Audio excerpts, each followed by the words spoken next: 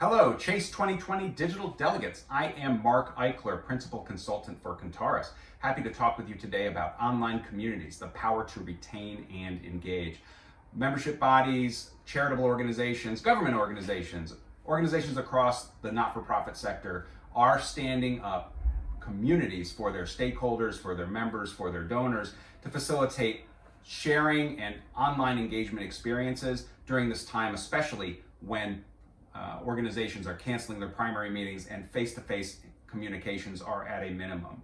Going to explore these options with you a bit today and see if you are in a position to consider bringing forth online community for the stakeholders and leaders of your organizations. So, what is online community? You really already know what it is. You're probably using online community functions of platforms like Facebook and LinkedIn and even Twitter to facilitate communication among peers and family, to share documents and photos, to engage with each other in a way that fills the void of not being person to person engaging right now as much as we had been. But just as online community, just as the public social media platforms had always had value before the pandemic and are now being used more, the same with online community. All those functions of online engagement, especially in membership bodies, where membership bodies have used online community to facilitate paper versioning and collaborative environments and committee groups and all member forums so that 15,000 members can share ideas and have nuanced conversations around documents and around areas of the art and science of their professions. Membership bodies have been doing that in online community environments for some time. So why are they using private social media, private online community platforms rather than the large public social media platforms? Well, there's a lot of reasons. Public social media platforms are for-profit organizations that take user data and use it to monetize and sell ads back. That's not really consistent with the not-for-profit ethos of membership bodies, especially when companies like Facebook are more and more getting multi-hundred million pound fines for data breaches and using information in improper ways. It's not truly consistent with the not-for-profit ethos. But there's a lot more reasons than just that. There's no integration possible with CRM, and that CRM integration defines your population and allows the online community platform to say, these are the members, these are the people worthy of this conversation. This is the private space that is only allowed for our members to talk in.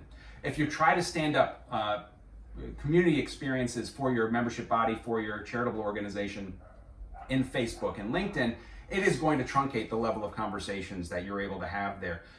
It's not, if you said, hey, we're going to have this conversation in Facebook amongst our trustees to talk about what our budgets are going to be for 2021 and 2022, some of your trustees would probably say, well, A, I don't have an account there, and B, I don't want to have that conversation in a place that can monetize that data fully, where they're going to have all that information. For that reason and similar, online community, a space that you own, where all of the data is yours and all the experiences are yours to manage, mitigates that situation completely. Online community is the safe private space for those deep conversations. And it's not just about leadership conversations. If I'm in a membership body, I don't want to have conversations about what I think my professional strengths and weaknesses are in a place where anybody can hear them except peers that I trust, that I'm connecting with, that I have verified are the people that they say they are, which are the functions that online communities help facilitate.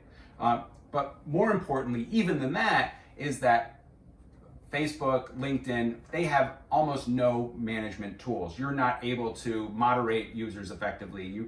You're not able to truncate conversations or extend conversations or split conversations or impersonate your staff board, your president of your trustees so that you can post on their behalf. All those kinds of rich engagement tools for managing a social platform, they are largely absent from those large social media for-profit platforms, and private social media platforms, online community platforms are facilitating those kinds of values. So the big social media players are not going to facilitate the depth of features to achieve true community benefit. They're not going to be able to be customized, branded to you in a way that online community can be. Okay, so what is online community then? What is the baseline? Well, the baseline starts with the community population. Again, a CRM integration or even a non-integrated, only invited, defined members being invited into the platform starts the trust in the platform. You know who is there, you know who you are speaking to, you have verified that population, right? Authentication is a big part of that. Hopefully single sign-on. The authentication is going to allow your members to use the same authentication as your primary web presence or the other tools that you're using, and it's going to always verify that they are themselves. It will have a forum at least and other methods for communications, and typically a profile and a directory so you can look people up, right? And then finally, it's going to have meaningful CRUD for community participants. That acronym in the IT sector: create, read, update, delete. So a member is going to say, I can update my profile, I can update that post I made last week, I can clarify this, I can respond to this, I can delete that thing out that I no longer think is a valid opinion of mine. Those tools are in online community platforms, and they should be available to help facilitate your members' trust in saying and managing their presence and managing the information that they're sharing, right? From that baseline, you can extend it with a number of features. Features that are commonly desired are ones for document sharing and video sharing and image sharing, things for creating new content, versioning of documents, versioning of papers, for facilitating direct platform participation, mentoring communities to support all your mentors, for example, or a CPD community for mini communities for everyone who's taking the same CPD certification courses at the same time. They can talk with each other, talk with the instructor, get that benefit in an online community experience.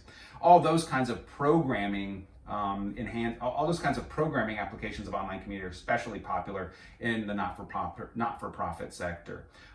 Those user collaboration tools are going to be fairly robust, and the platform management, so community administrators can manage the content, put users on moderation should there be a problem, which is incredibly rare.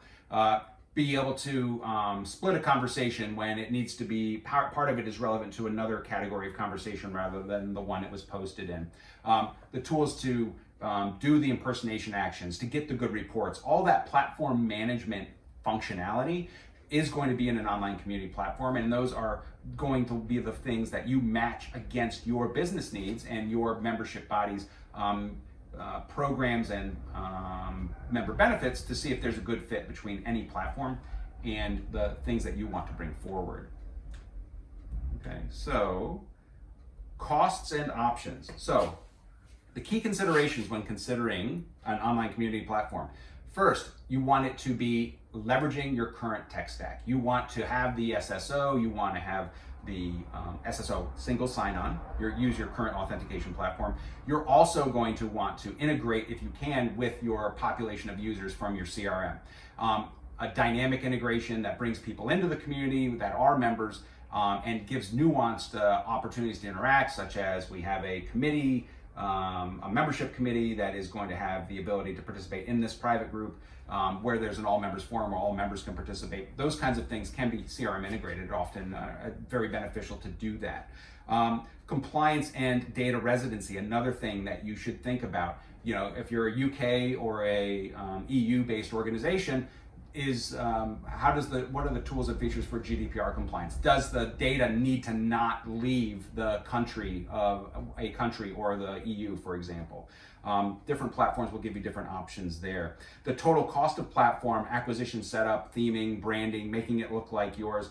The maintenance should be very low. Hosting may be something that you're thinking about for a few £100 a month. And then finally, the community management and staffing function. So you can expect a community management function to be in the 5 hours a week range if you're only standing up an all members forum. The community management function gets more elaborate and more needy the more specific designated subgroups that you have and the more security is on them, so that you can expect, if you want to bring forward all 732 of your sections and special interest groups at the same time in online community, that's going to be a very high community management lift. If you just want to bring forth an all members forum and a staff group, well, then you're looking at the 3 to 5 hours of total community management time per week to make sure that those posts are getting answered and the platform is managed generally, right? The look and feel, the branding flexibility. Some community platforms can be branded to pixel for pixel, near identically represent your primary web presence. In fact, that's a service that Kantaris provides. If you need that level of integration and of user experience, look for that in the platforms you're considering. Extensibility to meet future needs. If you know you're going to be adopting CPD in 2 years, look to see if there's an integration with that platform, for example. And then again, match those features to your business needs. Do you have an online learning platform? Are you had an event canceled where you need to have the event content surfaced in community and facilitate the conversations? Look for those features in the platforms and match them against your business needs. And then finally, provider intangibles. Can you get to your provider? Do they know community very well? Are they just standing up a platform? Are they able to advise you on community management? Are they able to provide you insight into community strategy as a part of the larger digital strategy? I've been working in online community for over 10 years, 15 years now. And so I have some insights in working with membership bodies across the not-for-profit and for-profit sectors, both in the US and the UK. That kind of background, that kind of experience, and knowing online community and what works and what the best practices are, that is really essential to you making sure that your community investment is well placed. So that final question on cost, can you afford online community? And the answer to that is absolutely.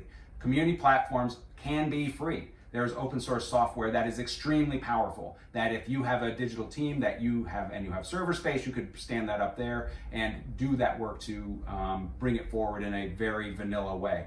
You can go on the complete other end of the spectrum and get one of the very, very robust platforms that allows deep configuration and requires developers to build out your unique areas. Some companies will spend £500,000 on their online community presence every year.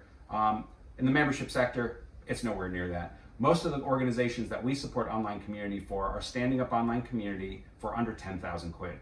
And that includes a CRM integration. So note that that price can go down if you want to do the work of branding it yourself and standing it up on your own servers, etc. But we're able to use an open source solution called Discourse, a very powerful community platform, to bring forth community at a very low price point and get those configurations and customizations there for our membership sector clients specifically. So that's a little bit about online community. I'm going to be available for your questions. Let's talk about how online community can be used to retain and engage your members, your stakeholders, and all of the people that are important